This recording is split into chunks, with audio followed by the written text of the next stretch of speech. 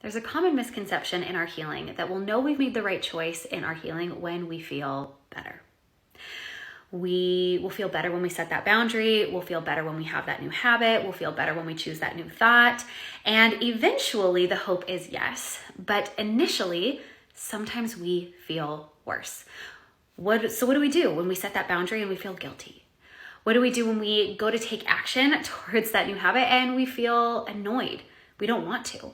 Or when we choose that new thought and it feels a little uncomfortable or cringy for us.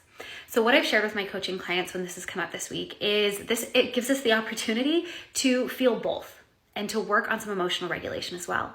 So when you set that boundary, you will likely feel a little bit of both. Proud that you set that boundary and guilty.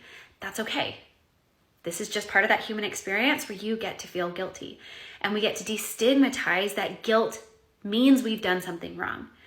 Let's say you want to get to bed on time, but 10 p.m. rolls around and you're annoyed because you want to watch more of your show, but you also know that getting higher quality of sleep is going to help you feel less anxious or depressed.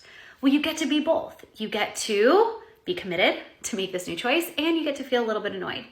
So this is just my reminder that taking positive action towards healing, towards your mental health, doesn't always feel great at the beginning. Just because it feels worse now doesn't mean it's wrong. Worse does not always equal wrong. So when you are in a state of regulation and you make the decisions that are going to move you towards a productive way of healing, let's ditch this unrealistic expectation that doing the right thing is supposed to feel good all the time.